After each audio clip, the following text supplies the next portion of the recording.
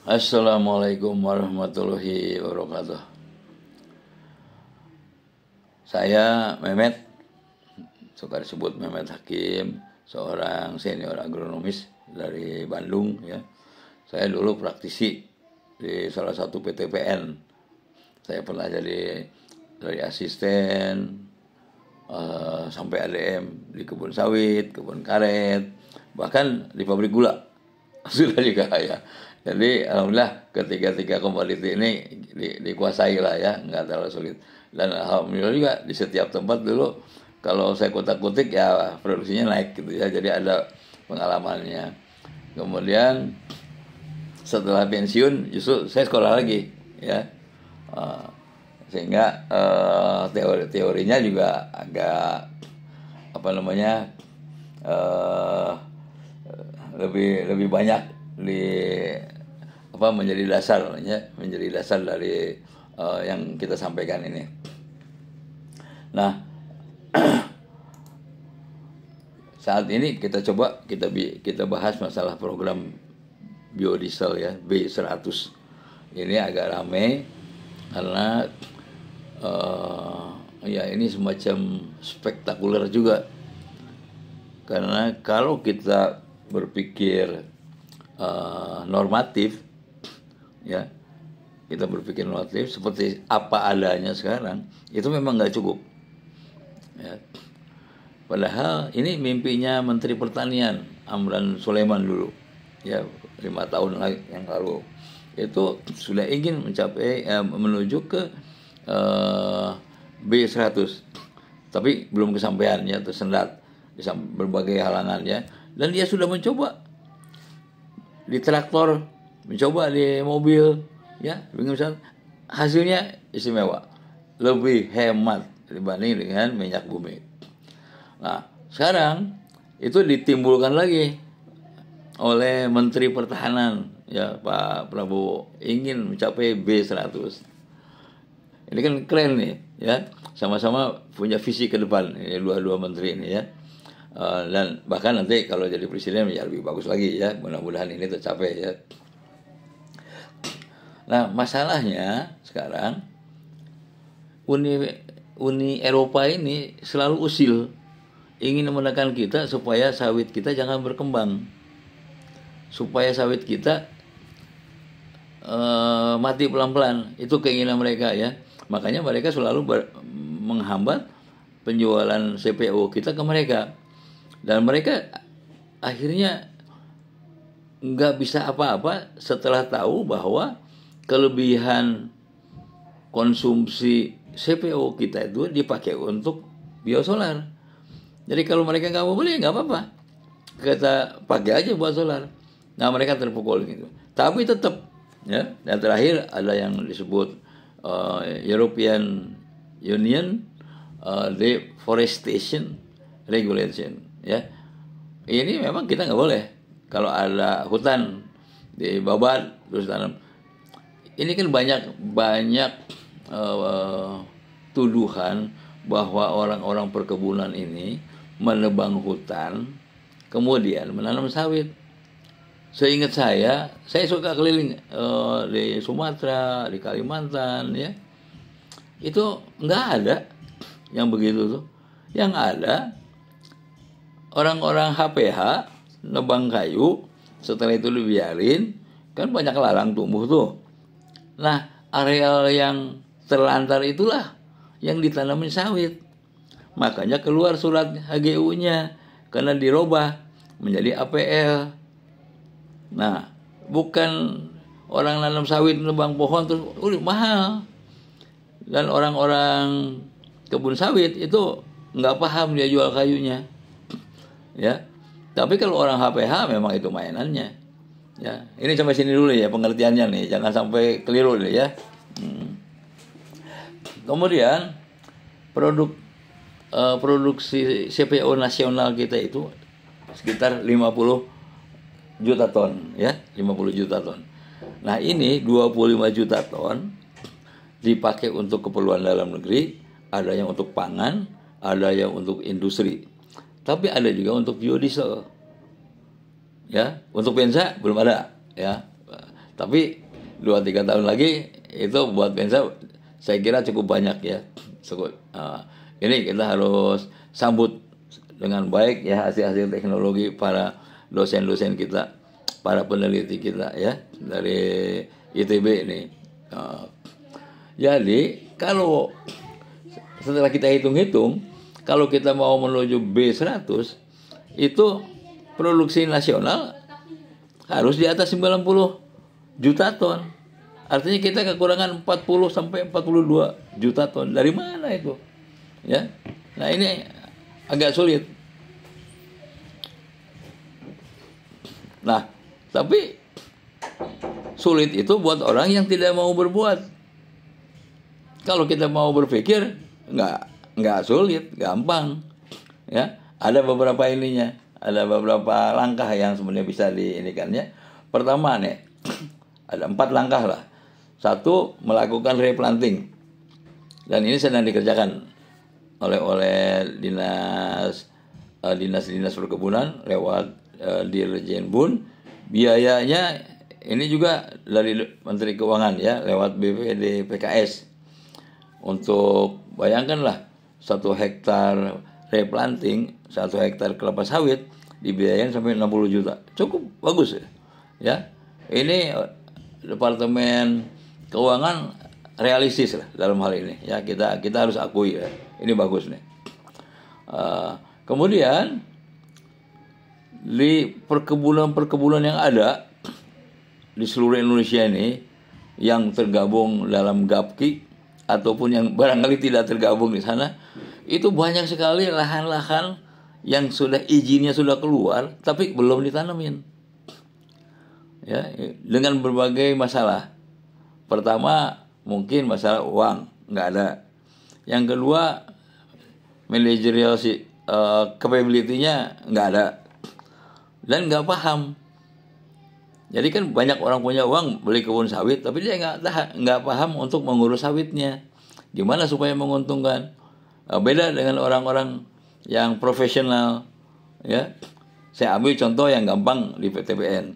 Mereka memang hidup dari hasil produksinya, bukan hasil jual beli kebun, bukan hasil jual beli HGU, ya dia betul-betul dari ini. Nah, yang suka jual beli HGU, yang jual beli lahan, itu kan sama dengan properti namanya. Jadi bukan, saya sih nggak nyebutnya dia pengusaha sawit ya, tapi pengusaha properti, tapi propertinya sawit, beda kan. Nah, yang kedua, sebentar ya, tadi menanami seluruh land bank. Itu saat ini ada 17 juta ton. Maaf, 17 juta hektar area sawit di Indonesia. Nah, 5 tahun lagi insya Allah menjadi 20 juta. Nah, kalau 20 juta produksi minyaknya tuh 4 ton saja per hektar per tahun, itu sudah 80, udah cukup. Apalagi kalau mencapai 5 ton, dan itu bisa dilakukan dengan nggak sulit ya. Kalau mau mencapai 5 ton rata-rata Indonesia nggak sulit ya. 5 kali 20 sudah 100 juta ton ya. Masalahnya di mana?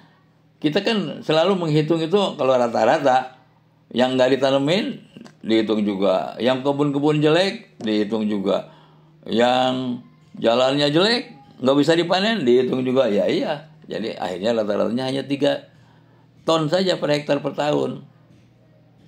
Ya wajar lah kalau memang begitu ya. Jadi kecil jadinya produktivitasnya ya. Nah, yang ketiga, ada perusahaan perkebunan yang nggak bisa ngembaliin hutangnya ke bank, banyak gitu ya, makanya suka dilelang ya. Kalau sudah kolateral 3 atau 4 lah ya, udah habis itu, nggak bisa lagi dikembaliin.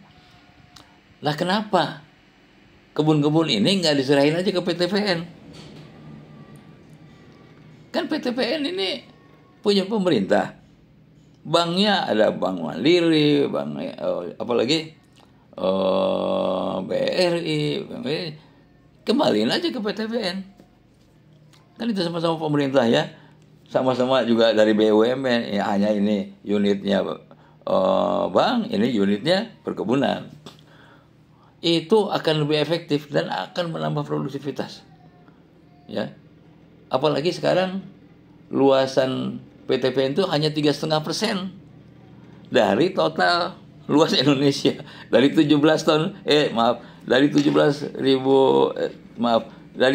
juta hektar itu, PTBN itu hanya 650 ribu hektar. Ya, sejuta aja nggak ada. Bayangkan kalau yang swasta tuh, ada yang punya 5 juta hektar.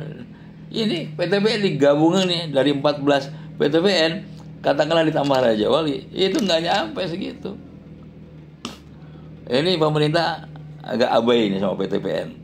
Ya, PTBN katakanlah dianaktirikan kalau menurut saya itu, ya. Yang swasta karena bebas dia ini. Jadi kenapa PTBN lebih hebat dari swasta? Kan PTBN itu kan BUMN ini banyak sekali batasan-batasannya. Jadi semua aturan tuh ada di situ. Kalau yang swasta enggak. Terserah dia kan. Ya wajar-wajar dia kalau mau urusan segala macamnya akan lebih bebas dia. Istilahnya kalau balap lari, orang PTBN ini balap lari tapi kakinya diikat. Nah, kalau yang swasta enggak. Ya susah lah ngelawannya kalau gitu ya. Nah, itu satu. Jadi land bank kalau semuanya ditanemin itu kan menghasilkan.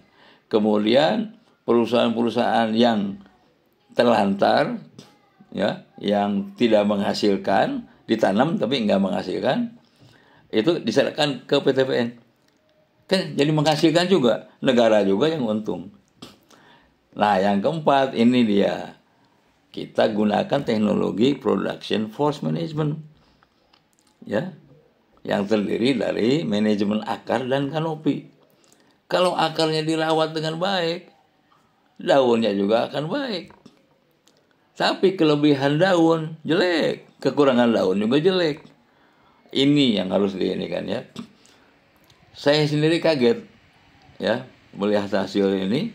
Kenapa kok bisa naiknya sampai 60%, bahkan ada yang 100% pada beberapa blok gitu ya, pada beberapa tahun tanam maksud saya. Ini bukan main ini.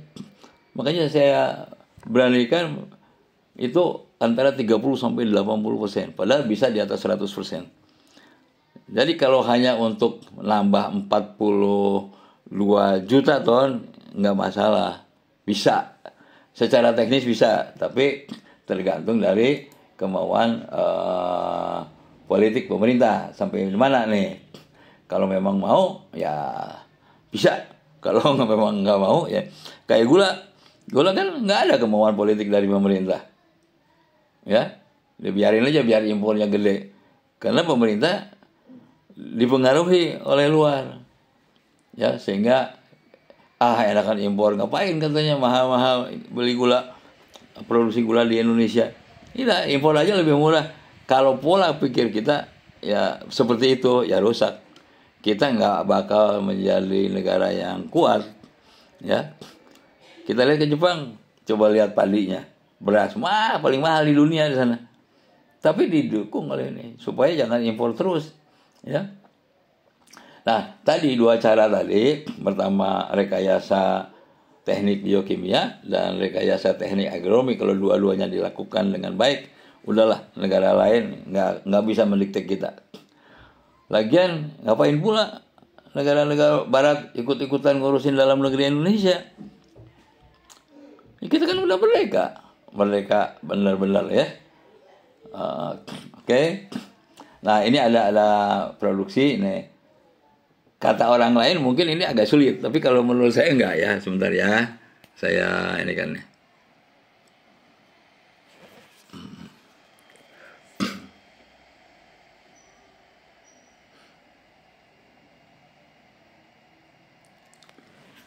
Oke. Nah itu peluang ya untuk mencapai 92 juta ton cukup 5 tahun. ya, tapi kita harus serius melaksanakannya ya. Kebutuhan dalam negeri meningkat terus ya, karena biosolar pasti itu mah dari 35% ke 100% kan pasti meningkat tuh. Kemudian kebutuhan untuk makan, penduduk Indonesia makan, pendatang nih dari RRC kan banyak nih, ikut makan juga. Kemudian ada penambahan anak-anak nih penduduk yang dari tadinya bayi jadi anak kecil, kemudian remaja, itu kan makan juga nih. Betul ya. Yang terakhir wisatawan yang datang ke kita tuh sekitar 1,5 juta, mungkin 2 juta. Itu kan ikut makan juga, bisa, nggak ada masalah, aman ya. Kalau soal harga, nah ini tergantung dari departemen Kementerian Perdagangan, bisa nggak ngaturnya tuh supaya jangan gini-ginian ya. Bisa ya, kalau memang mau bisa, tapi harus dengan hati yang tulus. Kalau seperti kemarin ada rame-rame ternyata ada main mata itu ya nggak bisa lah gitu ya. Nah di sini tadi 92 juta ton itu sudah termasuk kebutuhan bensa, udah ini kan 9 juta ton. Untuk uji coba dari mulai 1 juta ton sampai 9 juta ton sudah masuk di situ ya. Ekspor aman. Jadi untuk ekspor aman, untuk dalam negeri aman ya. Nah, sekarang kenapa sih kok kita ini ke biodiesel? Ada dua alasannya. Pertama, memang kualitasnya lebih baik. Harganya ternyata tidak ya setara lah ya dengan minyak bumi, setara. Ya kadang-kadang ada naik turun, tapi kurang lebihnya sama lah ya. Itu yang biosolar aja bilangan setannya lebih tinggi daripada yang minyak bumi. Minyak bumi kan 45 sampai 48. Nah, kalau yang dari CPO itu bilangan setannya itu antara 56, mungkin bisa lebih ya. Katakanlah 56. Jadi lebih bagus. Cuman bukan jeleknya. Kalau di minyak X kelapa sawit biosolar itu nggak ada belerang. Kalau kita impor ada belerang sampai 1.500 ppm, bukan banyak banget ya. Itu yang merusak. Nah, setelah dicampur gini nggak ada lagi. Mobil kita tahan semua nantinya. Ya, truk kita tahan. Traktor kita tahan. Genset kita tahan. Kapal laut juga lebih bagus. Pastilah itu mah ya. Nah, sekarang kita bicara masalah bensa. Bensa juga begitu istimewa tuh. Kalau kita impor premium itu bilangan oktannya itu sekitar 70 sampai 80. Anggaplah 80 lah ya. Anggap 80. Nah, kalau dari ini CPO berapa? 112, bahkan bisa 115. Gila nggak tuh? Begitu bagusnya bahan bakar dari ini. Inilah para ahli kita para peneliti kita dari perguruan tinggi ini nggak main-main itu, ya hasilnya ini. Dan sekarang lagi uji coba supaya harganya ekonomis. Secara teknis bisa kan, tapi belum tentu ekonomis. Seperti biosolar juga. Sebenarnya kalau dijadikan subsidi, kelapa sawit aja harganya sekitar 10.000, dijual 6.500, kan tekor dong. Tapi setiap ekspor itu ada yang disebut pungutan ekspor, ekspor ya, PE ya. Nah, yang itu lumayan gede, $75 per ton minyak. Itu kan bisa, itu yang dipakai untuk subsidinya. Ya, jadi si pengusaha ini, petani juga nggak rugi, pengusaha nggak rugi, ya pemerintah juga nggak rugi. Di sini sama-sama ini. Kalau ngaturnya bagus ya, cuman saat ini sayangnya masih semuanya punya swasta. Yang PTPN artinya punya negara itu nggak ada. Itu sayang aja. Mudah-mudahan nanti dalam pergantian kepemerintahan yang baru ini PTPN dimanfaatkanlah sebaik-baiknya. Itu kan ada tersurat dan tersirat di dalam Undang-Undang Dasar 45. Coba lihat. Ya, pasal 33 lah. Nanti ada turunannya itu. Itu begitu ya. Oke. Ya, jadi devisa saat ini aja yang kita hemat dari penurunan impor solar itu sekitar 577 triliun. Lumayan gede. Nah, kemudian dari sawit yang 25 juta hektar itu kurang lebih juga 600 triliun. Lumayan. Jadi sudah 1,1 lah ya. 1,1, 1,2 gitu gampangnya. Nah, kalau misalnya B100 ini dilakukan di atas 2.000 triliun, ya, hampir sama dengan RAPBN. Kalau devisa ini kan bukan uang pemerintah nih, bukan. Tapi uang yang beredar di pemerintah. Nah, masalahnya memang di Indonesia ini masih ada perusahaan-perusahaan asing. Kalau untungnya kira-kira dibawa kemana? Kan dibawa ke luar negeri. Nah, ini bagaimana upaya pemerintah supaya uang-uang itu semuanya ngalir dulu ke Indonesia. Jangan ada yang mencrok di luar negeri. Tapi semuanya masuk ke Indonesia dulu, diatur. Sekarang berapa kamu keluarnya? Kalau mau uang itu dibangun untuk membangun usaha mereka, tapi di dalam negeri. Jadi ada manfaat multiple efeknya, ya. Jadi perusahaan-perusahaan asing itu sama dengan PTPN punya negara, nggak ada bedanya, nggak ada bedanya. Coba lihat, ya. Jadi kita sudah nggak adil dengan anak sendiri, gampangnya gitu ya. Sudah nggak adil dengan anak sendiri. Saya kira itu saja bahasan kita kali ini, ya, yang mungkin agak mencok sana ke sini, tapi pada intinya bahwa program B100 itu sangat mungkin dilakukan kalau kita mau. Ini tergantung dari kemauan politis pemerintah sendiri, mau nggak melakukan itu. Kalau mau, swasta pasti akan menyambut dengan baik. Karena untung mereka juga bisa lipat kali 2. Kalau tadinya keuntungan mereka ada katakanlah 600 triliun, nanti bisa jadi 1.000 triliun atau 1.200 triliun.